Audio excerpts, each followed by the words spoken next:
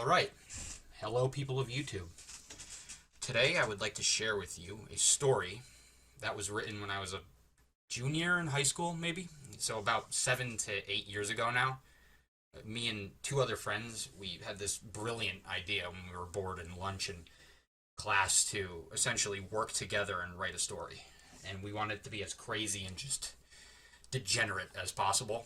So at first what we did was we started off with writing one sentence each, and we would alternate, and it was just chaotic. Eventually it morphed into like a paragraph at a time each, and then one of the two friends dropped off, and it was just two of us at that point, and we started doing like chapters at a time.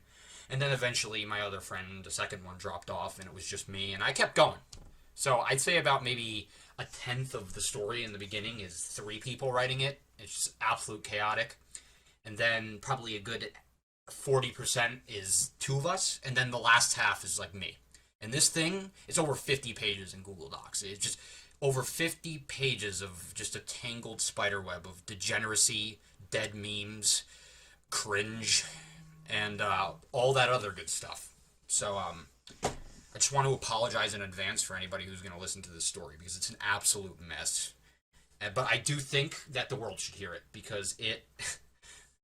we did think it was funny at the time. Like, I'm not saying we were just, like, dying laughing on the ground at our own writing, but we thought it was funny, and a lot of people who read it thought it was just so much of a mess that it was funny. So I'd like to share it with you. If your grandmother's in the room, I do suggest you remove her, because I don't think she'd like this. I mean, if you are a grandmother and you're into this degenerate meme culture, then, have at it. You can stay, but...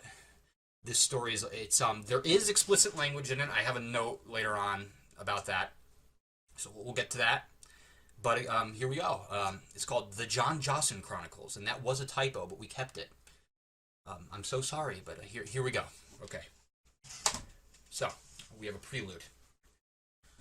Once upon a time, I knew this guy, who knew this guy, who knew this guy, who knew this guy, who knew this guy's cousin, who knew a lad by the name of John Johson.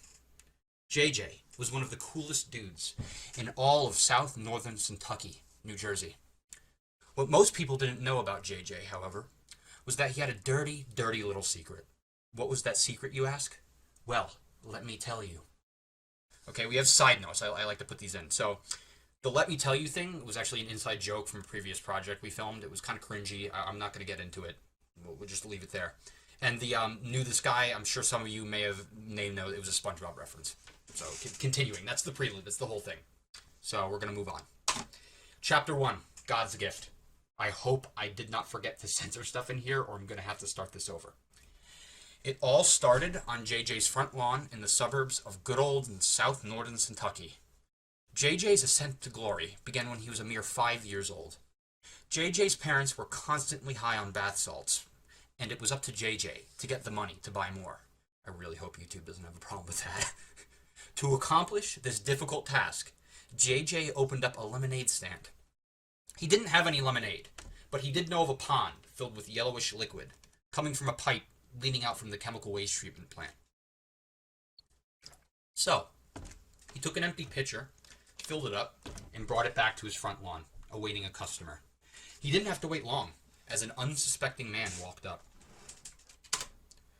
Okay, those are this first sale. It was all or nothing. If not, his father would literally beat the heck, let's say heck, out of him when he came off his high. As the man approached JJ's stand, JJ stood up from his plastic lawn seat and chucked the pitcher of liquid at the unsuspecting man. The man instantly went unconscious after releasing a guttural yelp from the deepest quadrant of his scapular. I don't think scapular is a real word, but we leave stuff like that in.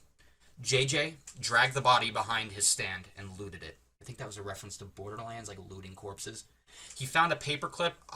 There's a censor right there. A package of vintage, explicit material, and a wallet. I'm going to have to do that in editing. The wallet contained $3.13. Jackpot! JJ would be buying a pack of Frankfurter's heavy-duty salts in no time. Side note, there is explicit language in this story, and I will be censoring it with less intense words to avoid trouble. We've been over this. I've already missed one. I'm going to have to do that in editing because I don't feel like doing this again. I'm trying to do this in one take. So we'll just go. The package of vintage explicit material, by the way, is a reference to was it Fallout? There's a game where you can like loot bodies, and there's like an overwhelming amount of bodies have vintage explicit material, I'll say, on them. So yeah, it's just a reference. Continuing.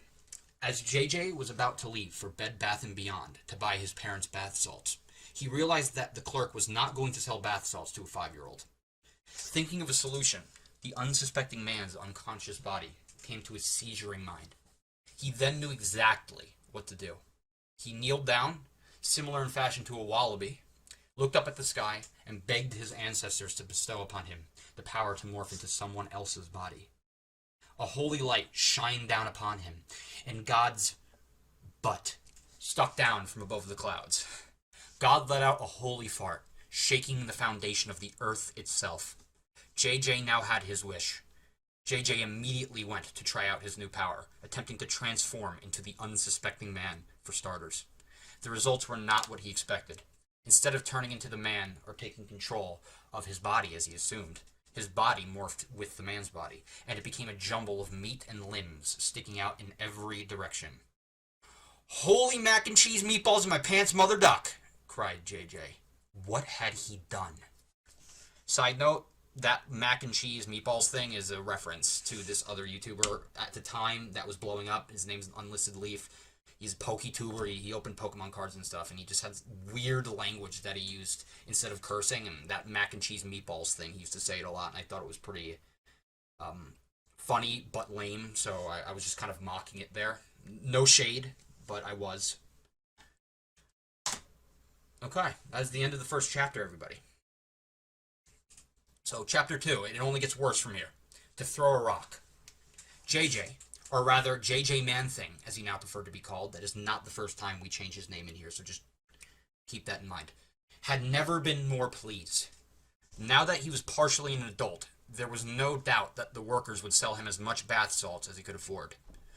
With his 7 squishy limbs, he shuffled down the street with a meaty, toothless smile stretching across his face. JJ Man-Thing approached the intersection containing Bartholomew Center, the location of Bed Bath, and all that other stuff. As soon as he came into view of the public, people began throwing rotten food and feces at him via their car windows.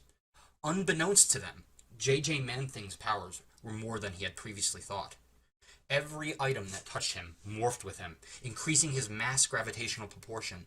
This proportion increased due to the food and feces thrown at him, to the point where his gravitational pull had the strength of a miniature black hole. Ignore the physics behind that, I know. Now, not only were food and feces being thrown at him, all the people who threw them were now being rapidly sucked towards the human feces blob. As his eyes met with one of the helpless victims, JJ Man-Thing bellowed, as he embraced the power of Satan, and decided not only did he want all of the bath salt the world had so deadly owed him, he also wanted to absorb every living thing on the planet.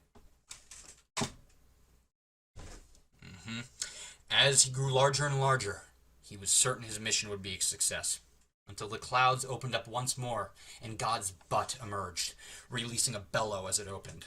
It was a holy reverse fart, and it was sucking JJ Man-Thing into heaven. JJ Man-Thing struggled to keep his various parts grounded, as God's wrath pulled at him. Suddenly, an odd screech was heard in the distance. A small rock, the size of Tyson's fist, flew towards God's butt at Mach speed. This rock reached God's butt in a matter of seconds, tearing him a new butthole. Unfortunately, this only allowed more of God's reverse fart to be released from his holy... There's another sensor that I missed, but JJ Man-Thing was unfortunately unable to cling to the desolate wasteland he turned Earth into, and he was sucked up into God's butthole. Side note, Tyson's fist is a reference to Mike Tyson. I don't know why we put that in there, I just thought it was funny. I'm pretty sure I wrote that line. Okay, Chapter 3, God Danged Gelatin. JJ Man-Thing opened his eyes, which were met only with the everlasting darkness of God's bowels.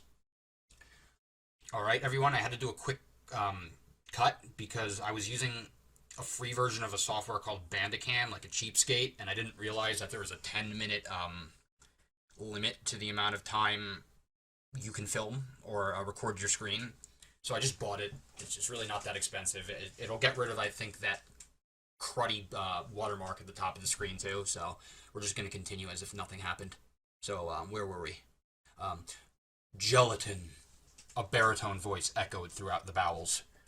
God danged gelatin. J.J. Man-Thing was scared, really scared. As J.J. Man-Thing strained his bizarre, deformed neck to look up into the light, he saw the one, the only, the big man himself. It's God. I apologize for the sound effects, but I kind of want to make it as realistic as possible. J.J. Man-Thing said, with his 7 tongues. We have kept all spelling and grammatical errors in this. We thought it would be funny. So, John Johson, the name itself is Johson is a spelling error. It was supposed to be Johnson, but we kept them all. I'll point them out as I see them if they're like particularly, if like there was an inside joke surrounding it and we were laughing about it. I'll point it out. But we will continue. I'm going to try to press the space bar as I go to the next slide quietly, so people don't hear it. I hope you didn't hear it that time because I feel like it was kind of unprofessional in the first cut of this. Anyway. JJ awoke, startled, in his bed in south northern Kentucky. He felt normal and realized the whole thing was just a dream. Took a quick water bottle break right there. He looked down at his hands and saw that he actually wasn't back to normal. He was still JJ Man-Thing. In fact, he wasn't even home in his own bed. He was still in God's rectum. God was playing tricks on his mind. God pulled these shenanigans for about 7 hours before he tired. He said, "That ought to teach you, young'un," and propelled J.J. Man-Thing back out of his butthole. J.J. Man-Thing flew through the clouds and realized he was normal again, falling head first towards the pavement. With a bang and a klablam, J.J. found himself embedded in the asphalt. Luckily for him, help was on the way as a young lady approached. He could tell right off the bat this was the person who had thrown the rock at God's rectum, who had attempted to save his life. And it was love at first sight. Before he could say something, she threw another rock, and another rock, and another rock. Pretty soon, God's butt, looked like Swiss cheese. God, finally fed up with his hundreds of buttholes, decided to retreat back to heaven. The love of JJ's life had done it. JJ turned around and approached her, intending to congratulate her for her heroic deeds. The woman said, "My name is none of your concern," and pulled out a taser. She proceeded to tase the living crap out of JJ. The crap ran off, and JJ was in tears. The crap was also in tears. They were both rejected. JJ from his one true love, and the feces, we'll say, from JJ's rectum. Side note, first side note, actually, I'm going to add one in. That uncensored line right there, actually, I had forgotten to uncensor it at first, and I actually said it, and I had to redo this whole take, but we're just going to say feces. Second side note. That is the end of chapter 3, and I'd say the first mini arc of the story, so I think that's a good point to stop. That section of the story, I think that might be the only one where all three of us were writing. I think one of my friends dropped off at this point. So, I mean, we got a long way to go, and it's just as insane as this chapter was, or a couple of chapters were, but there will only be, I think, 2 people from this point on. But yeah, I hope everybody likes this abomination that we wrote.